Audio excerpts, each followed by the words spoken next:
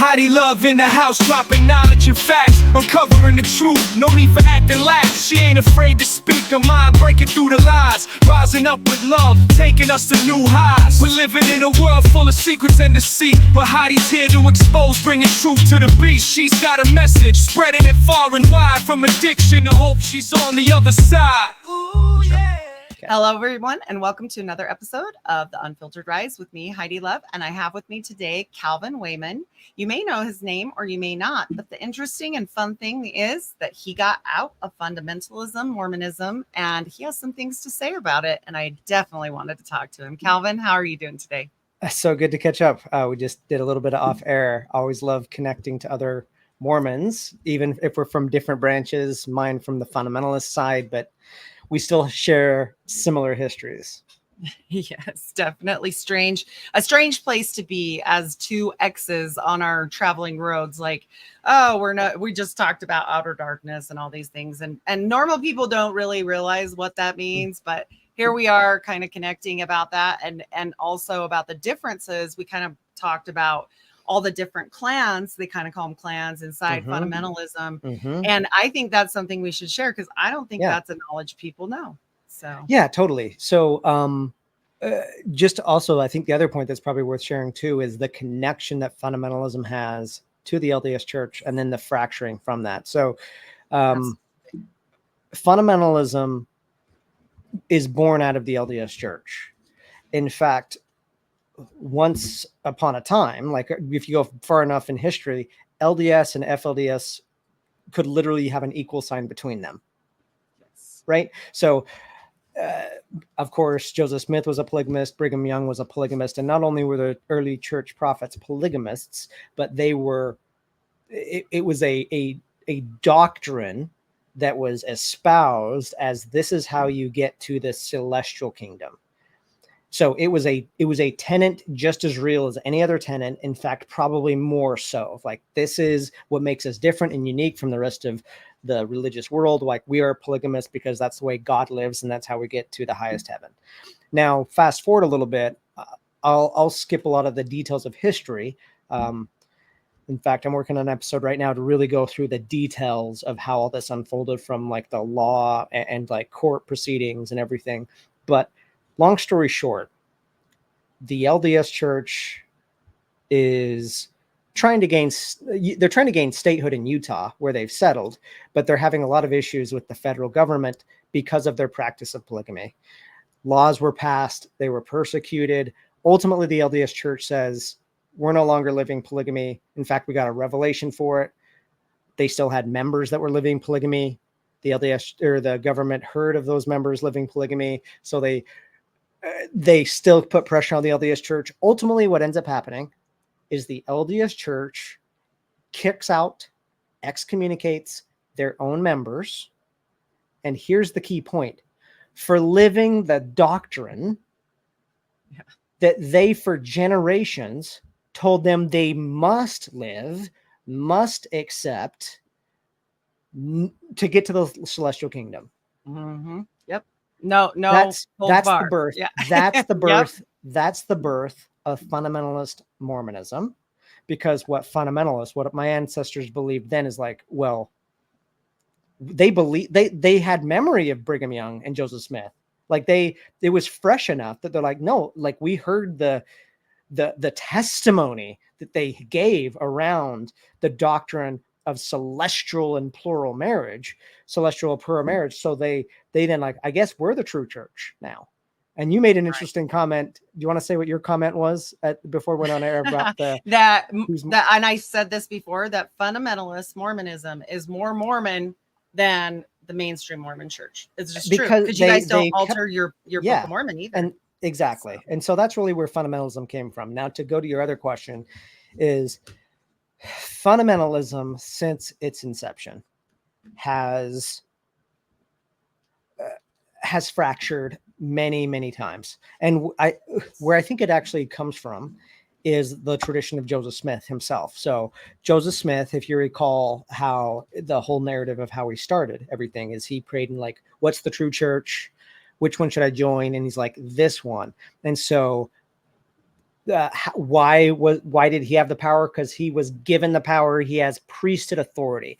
And so that tradition of like who's in charge, who has the true priesthood line, who has true priesthood authority, is very deep in the bones of fundamentalist Mormons. And so there's always inevitably a clash within fundamentalist groups of like who's actually in charge, especially when it comes to a death of a leader, or who actually is carrying on the true teachings. They argue like, no, I was given the priesthood by so and so, so I have it. And then there's arguments of, well, actually you went against something that Joseph Smith taught, so that took away your priesthood. And so there's these bickerings. Ultimately, at the end of the day, what happens though is one group continues on, and then a new evolution is created. So to tie that to prophet, with a new prophet, new group. So to tie that to my lived experience, people are usually familiar if they're connected to Mormonism or fundamentalism at all. They might have heard of Warren Jeffs. He's the most infamous fundamentalist Mormon prophet. One of my moms is his niece. Okay. That said, like, so we were really tied, but my church wasn't necessarily the same church as Warren's, but it was one generation ago. So one generation ago, when my dad was a kid, it was all one church headquartered in the, Short Creek, Hilldale, Colorado City area in Utah, or in the Utah-Arizona border. Right. And then through a leadership dispute, as it usually is, then there was a split off, and they went one way, and my family, I mean, thank God in the end, they took the fork and they went another way. And so my church is called the Work of Jesus Christ of Latter-day Saints. And it just basically 5 minutes down the road from Warren Jeff's church, like very similar belief systems, which ultimately led to, but mine, because of the split off, it actually was a modern enough to not be so, I mean, mine was culty, don't get me wrong, but I think of cultiness as like a spectrum. Like I think there's something from Maine Mormons that are culty. There's other fundamentalist groups that it gets cultier. There's my church that's pretty culty, and then there's Warren Jeff's that's like, you got to really turn up the dial. It's got extra cult. Yeah, you got to really turn up the dial when you're talking about that one. But yeah, they're different ones. There's like probably dozens and dozens of different little fundamentalist groups that have sprung from that initial split off in the late 1800s, early 1900s, when fundamentalists were kicked out of the church. So does your group still go with the, like, I'm not saying this disrespectfully, I just don't know how else to say it, like Little House on the Prairie stuff, like the look, the dresses, the hair, all the things. And I know the reasoning behind. Good question. So it's a blend. The short answer is yes. So I was taught growing up that women should wear dresses. That's women's clothes. And there'd be quoting scripture. I can even hear it like, in the latter days, men will be wearing women's apparel and women will be wearing men's apparel. And that's an abomination, stuff like that. But the other reason for it was the garments, which obviously anybody connected to Mormonism will have. We never changed the garments in fundamentalist Mormonism. And so in Mormon culture now, the garments, you can wear short sleeves and it still can hide it. You couldn't in the garments that we had. And so men could never. They're the long one piece, right? Yeah, exactly.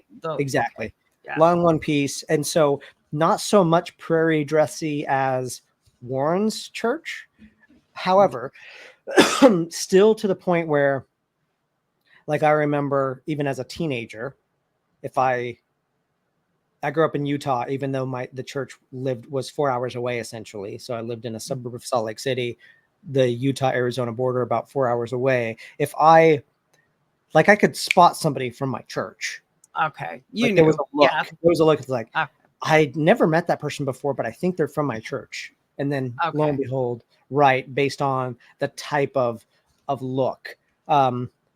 That's changing a little bit. Like, there's several women now that are like in my church that wear pants and stuff. They're the rebellious ones and that sort of thing. But it's still like taught that you Yeah. Right. Wearing pants is a sign of like not submitting to your husband. You need to wear a dress and like take your role, essentially. Right. And the hair. A lot of people don't Put your understand hair the up. hair.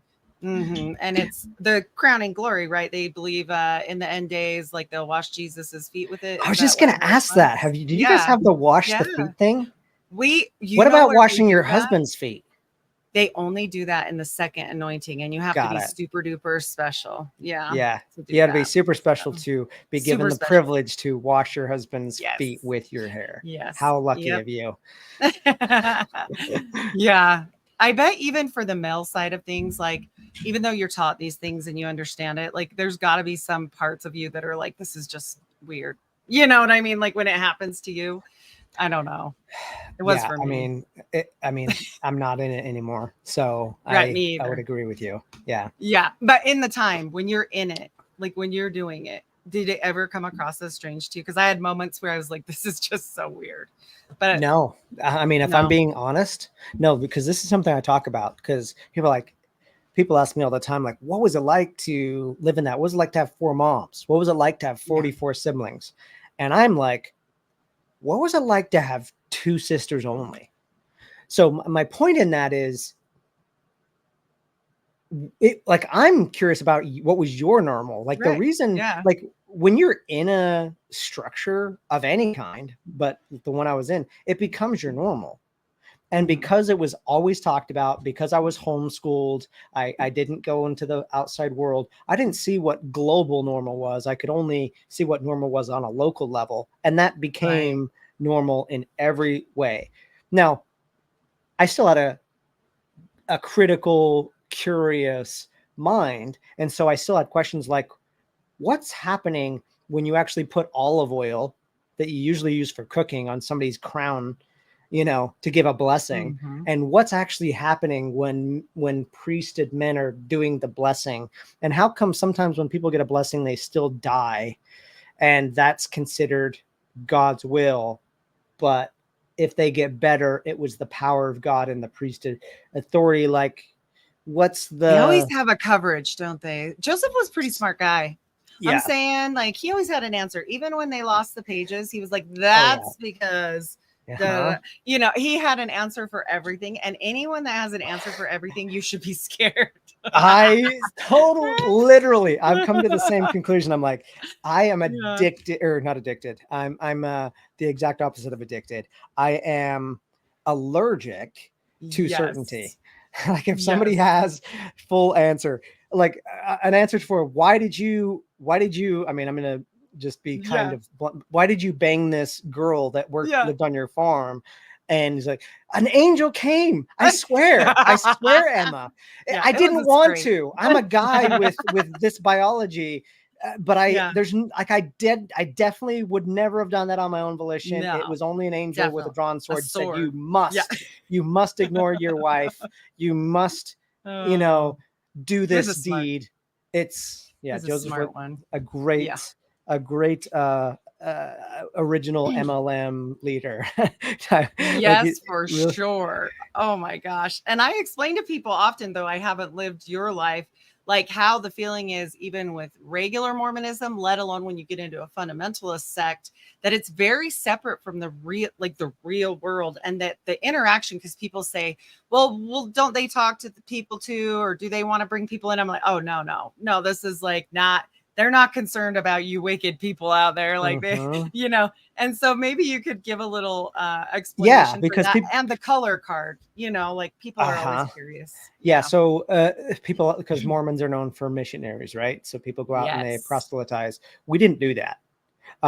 We had missionaries, but not in the way that Mormon missionaries. A mission for a fundamentalist boy is basically after high school, before college, donating 2 years of your life to the church. And it's usually sticking in the community, making the community better, or sometimes leaving the community to work on the prophet's hotel project. So free labor for 2 years and calling it for God. Like that's really what Mormon missions were in fundamentalism. in my And what do experience. they feel about the public? Like, just like if you saw regular people, especially like a girl with a shirt like I have on today, you know, like just so they can know, like I know what the answer Were is. we on air or off air when we talked about the unique thing about it was off air? So I want to I bring think this in we're again. off. Yeah, where so the thing that was so you're just a Gentile. Like Yeah. everybody that wasn't in our church was a Gentile. If you're in the LDS church, you're an apostate because you apostatized from the true line of teachings of the original Mormon doctrine. And so we had, interestingly enough, stronger feelings toward Mormons that were more like us than people that were outside in the world, like more different than us. Right. Because if they're just if they're again from the regular LDS church, or if they're a fundamentalist group that's different from us, like the ones that were most similar, we had the most distaste for, interestingly enough. Like we had a lot of distaste for Warren's group because they're clearly the wrong church and they tried to seize power, and like they're like everything that happened with their group growing up, it was like, oh no, of course, like they're a bad church. And it wasn't until I actually started to develop some friends outside of the church, and I'm driving through Colorado City once and showing them all the things, and my friends ask them, what did they believe? And I'm telling them their beliefs. And then my friend says, they sound so much like yours. Like, what's the difference? And I'd never considered that. Everyone's like, no, we're way different. But to go back to your question of, so it is interesting that one's closest to us, we shunned the hardest. But if you were wearing short sleeves out into the world, you just haven't been given the truth yet. So there's hope for you. And then the thing that is unique about Mormonism, the thing I said off air, and this is in all branches of Mormonism that I've seen, that I'm aware of, is it becomes a very powerful manipulative tactic in the end. But it's this belief of you're not judged based on your deeds. You're judged based on the truth and the knowledge that you've been given than when you do the deed. So that means someone like you, if you're an outsider that's wearing immodest clothing, you're like, that could be better because you have never been given the truth than my sister that used to have sleeves here and then just chopped it up to here, because she's been given more. And same with me as a guy. Like the one thing that I could never do if I wanted to protect my soul is, well, a few things. I could never have a girlfriend, and I could never leave the church, because those were, I was given the true nature of what God wanted for me. And especially like leaving the church, like God loved my soul so much that he let me be born in the one true church. And because of the fight in the pre-existence, and if I leave, that's way worse than somebody that never even joined my church. Right. So there's a way of like keeping people that are in and still being accepting of the outside world, but it's more of just like they're just ignorant, they're just Gentiles, they don't know the full truth. Right. And as far as Masonry for fundamentalism, like I know for regular mainstream, it's huge. I mean, the Mason part of it, as far as the temple ceremony, right? This is like a Masonic thing. And I didn't know that till I got out, and I really didn't know anything. And then I was kind of mad, which led me into a podcast, because I'm like, no, this is not okay. Because if they're truthful, and like when you go to be a Mason at a Mason's lodge, you know what you're doing. But we didn't know what we were doing, right? We were like, promise this is to get us to heaven. So that really ticked me off. That's like playing with so many emotions, let alone the ones you just mentioned. Like our whole salvation and everything, like all these things are placed on our shoulders. Like it's a heavy burden. It's a heavy thing to be a Mormon, whatever sect you are, right? Now, are you talking about how Joseph Smith went into the Masonic lodges and actually he learned some things from them and actually incorporated it in the temple and stuff like that? Is that what you're calling talking about? It the true Masonry? Okay. Yeah. So I grew up knowing all about that. And again, there's so much of, I don't know what the words are, maybe cognitive dissonance, or like always finding a way to reaffirm that, like Joseph Smith always had a story, fundamentalist Mormonism, we always had a story also.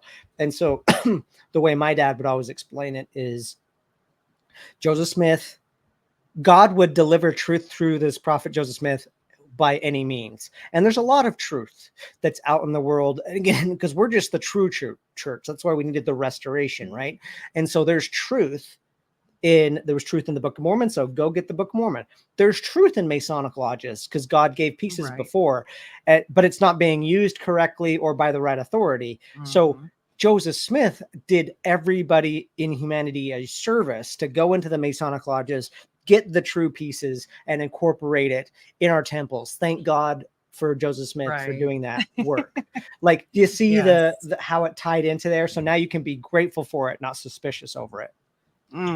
Yeah, such a strange. I mean, they're coming out with it now, and that's why I brought it up. They have these little videos in mainstream Mormonism, and they're like, so you've heard Mormons might be Masons. And I'm like, what is going on? Like, this was not, you didn't talk about that, you know? And I literally was shook, even as an ex-Mormon, seeing that. I was like, whoa, what is happening here? You know, and they're embracing it. They're embracing it now. I am convinced that in 50 years, there's going to be no mention in the official LDS doctrine about Joseph Smith, about anything in the history. And if you can find out how they are anyway not a regular Christian church, I'm going to be shocked, because they're seems like step by step, they're trying to be like, it's why they don't want to call themselves Mormons anymore. Like they're trying to, it's a branding issue. They're trying to actually, no, we're just like a regular Christian church. We're normal. Yeah, we're normal. That's an interesting thing that I've seen that has permeated Mormon culture, like this craving to be seen by the outside world as like a normal Christian church. And as soon as people, and they even, to the point where if things are talked about within their own walls with the members among members, it's like shunned. Like I've heard a story recently where a young man was asking a bishop about polygamy, and he captured it. And because he's like 13, 14, 15, whatever this young man's video, and he's barely learning about it, like just now learning about it. It's like, and he's like, were our prophets really polygamy? Like that's wild to me as a fundamentalist Mormon, that you can be Mormon and go all through, you can be LDS and go through like so many Sunday school sessions, so many church sessions, and not even know very find outable basic understanding, to the point where there's even a movement happening now within certain LDS circles that they're denying if Joseph Smith was ever a polygamist at all. No, I've heard that. This is now becoming like part of like anything that's a critique on Mormonism. This is one thing I love. It just gets branded as that's anti-Mormon. We've always had persecution, to the point it's gone so extreme that I've seen circles where people are actually putting that was an anti-Mormon rhetoric. Joseph Smith was never a polygamist. Brigham Young was never a polygamist.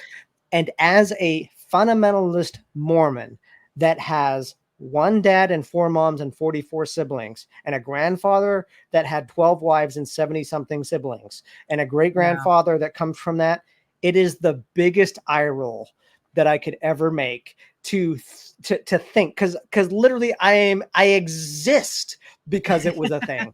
I wouldn't even be alive because I come from such a long line of polygamy that that it was taught, that I'm like, dude, I wouldn't even exist if polygamy was not a thing ever from the LDS church. And they're like, well, we're not the same as fundamentalist church. Yeah.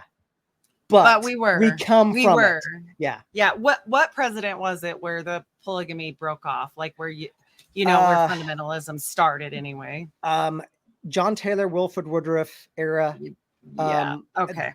Around then, was it? I think it was Wilford Woodruff that signed the manifesto.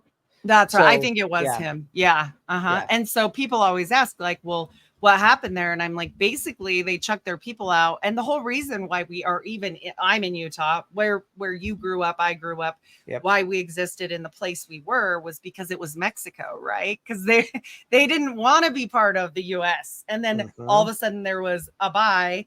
And now we're back in the US and they had to do something, right? Like that's the whole point. They couldn't run from it anymore. Yeah, and then when they can't run from it, that's when God gives a revelation. This is no longer required. Like, how convenient.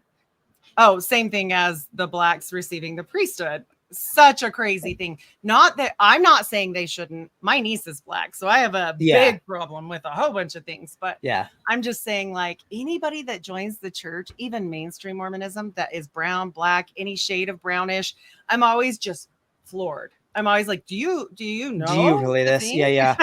Honestly, this is another thing, because the longer that I've been out, which has only been like 6 years, there's things about fundamentalism that I'm like, this is so messed up. But I've also developed this very, just, I don't know what I would call it. Like, just this, like, I just don't respect a lot of things of the cover-up stories. Right. Because, I mean, obviously, that is nonsense that they had that sort of a thing that you have based on your skin color. You're going to have the priesthood or not. This is what I don't like, though. There's no cover-up, as though, again, they don't talk about that was a thing. But want to know how I know it was a thing? Because it is still a thing in where I come from. Right. Because they held on to the original teachings. And so in fundamentalist Mormon, which of course I disagree with, you can't be black and still have the priesthood in where I come from. So that racism still exists. That said, I think there should be some accountability from the LDS Church. Like that's where it comes from. And they try to hide it as though they've always been like ahead of the curve. That's why we needed a prophet. Everything. Yeah, they do that. Do you know what people ask me all the time? And this is going to be a fun one with you, because yours is probably different than mine. Kolob. They just go like this. They just go, that never happened. And I'm like, wait a minute. I'm old. Yes, it did. I'm 48.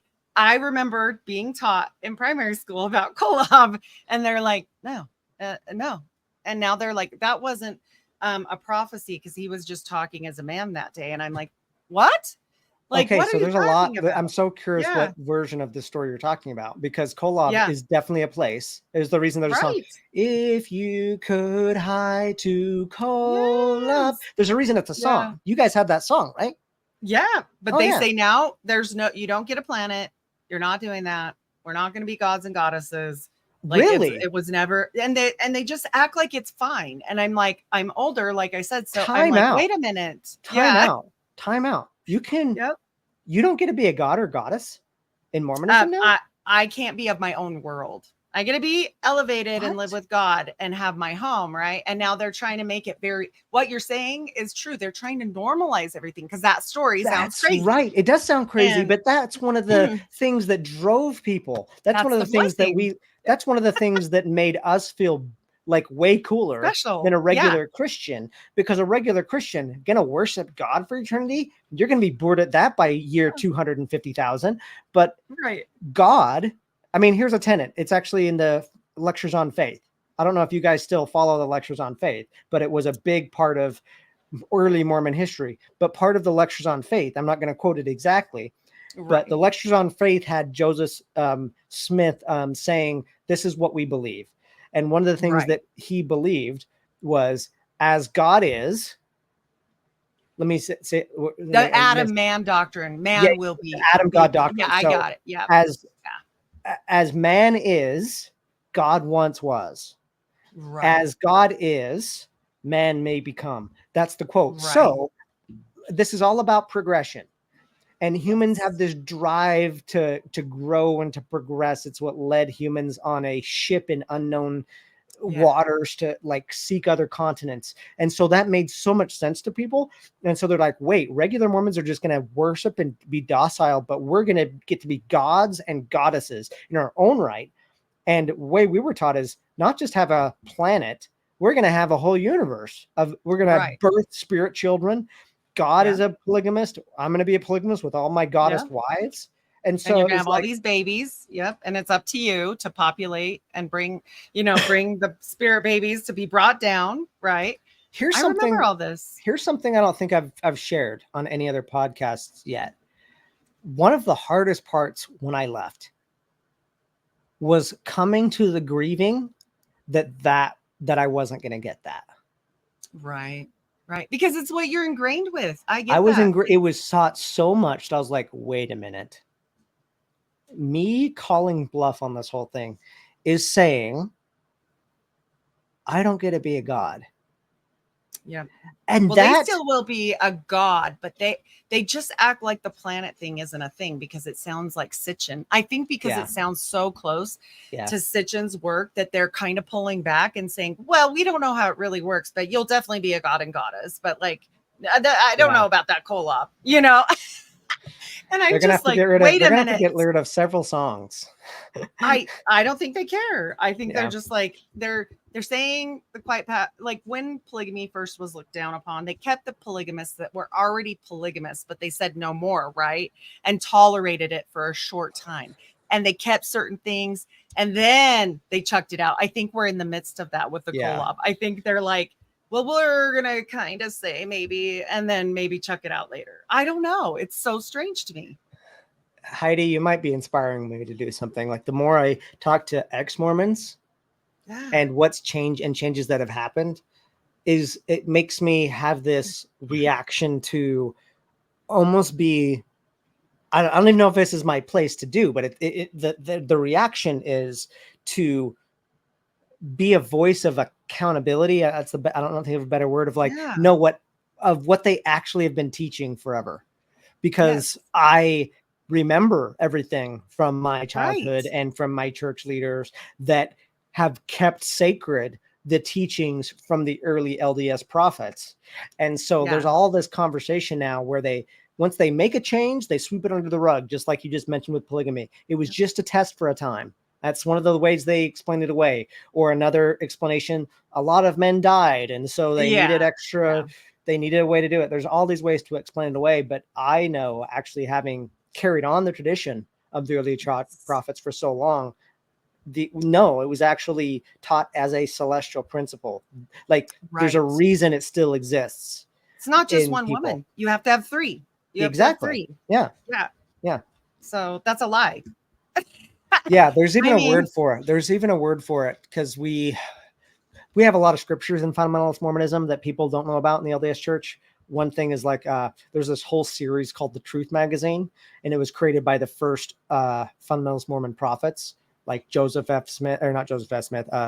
Musser was one of the first authors around that. And what they have essentially done, which is somewhat could be devastating for the LDS Church now, is they have documented in volumes of book after book after book, prophets that said, in no uncertain terms, certain beliefs around Adam God, around polygamy, around blacks having the priesthood or not, all their that. word, all those sorts of things, that they now have a new narrative of saying why it couldn't happen, the reason it happened, which is usually is just clearly a cover up. Mm-hmm. Well, and Joseph, when I grew up, I didn't know Joseph Smith was a polygamist at all. What? No, are you? That blows my mind. No, we knew that Brigham Young was because he had to be, but they made movies that they showed us about just him and Emma. Yep. Oh, it's a whole thing. That was always an eye roll for us as well as fundamentalists. If we went to like I think it's, where's this temple of Joseph, or this statue of Joseph and Emma? Isn't it on at the I think it's or something? Yeah, I think it's in Salt Lake Temple grounds. Yep.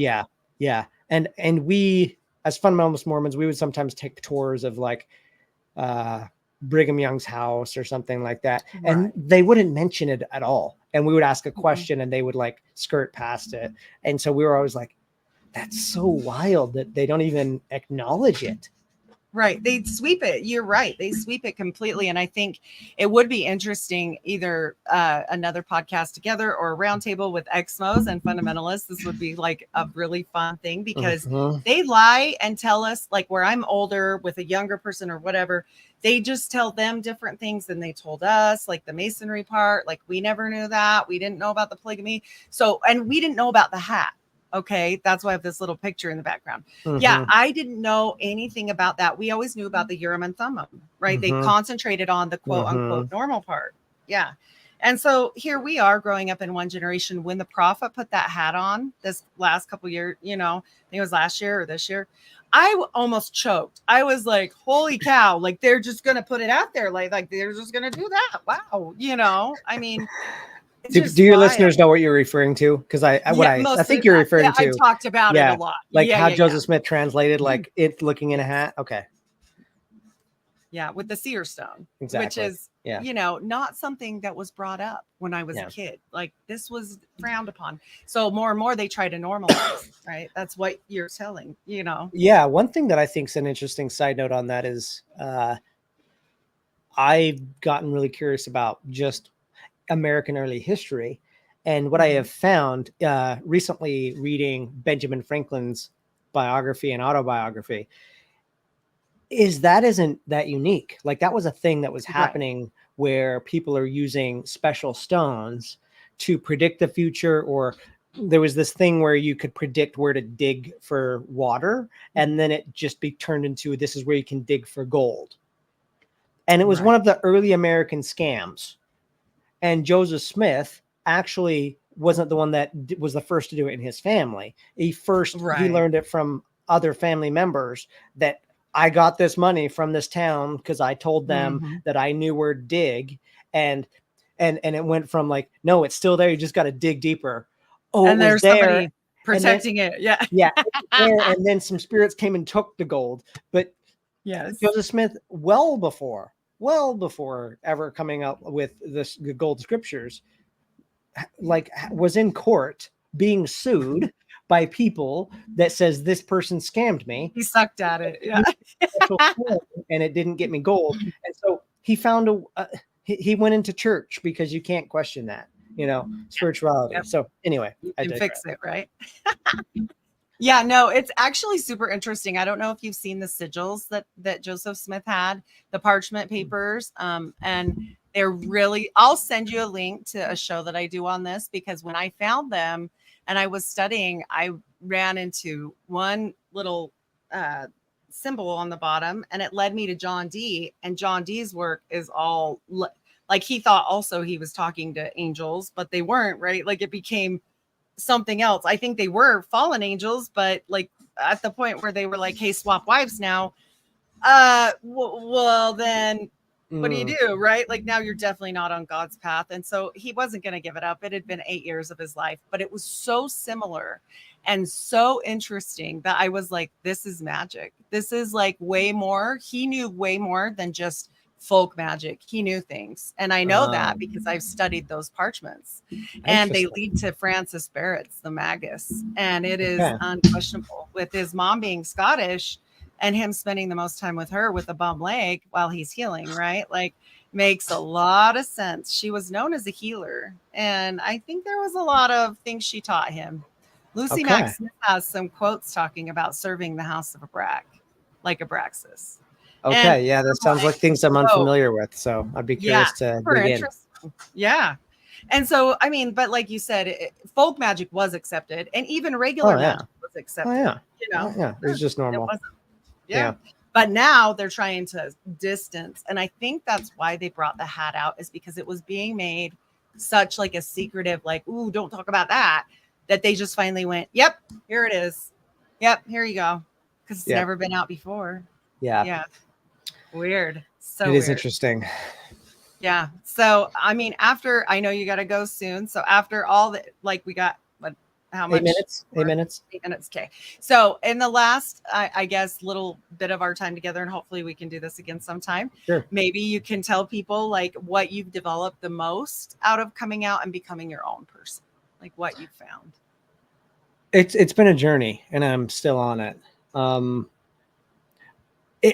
it's been such a long process because when I first came out, I don't know. I first went through the phase that I see a lot of ex-Mormons go through when they first leave, which is I don't want to ruffle feathers. I'm just trying to, you know, do my thing, live my life. And so I went through that for a little bit. It's a little bit. I've talked to other ex-Mormons where they feel like they were disconnected a lot from people they grew up with. In fundamentalism, there's no shying around that. Like it was openly taught growing up that priesthood is thicker than blood. Like that was the phrase we heard. Priesthood is thicker than blood. And what that meant was if somebody in your family leaves, they're not your family anymore. Like if you're related to them, like, yes, be nice to them if they come around, wave at them if they're across the street from you, but don't cross the street to say hello to them. And so there was a lot of like loneliness period. And so through that, I mean, it was dark sometimes. And then I developed like, I was angry at, the teachings that I was given, angry at that I was in the situation that I was in, angry at a lot of things, and then angry at like the universe, God, if there was such a thing, and everything.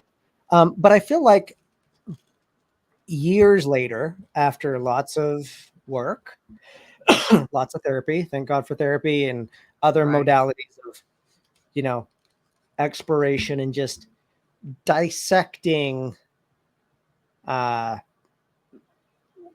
my life. And like I've journaled since I was 17. And so I can literally dissect my belief system and piece in a way. I have developed this gratitude that comes from the journey.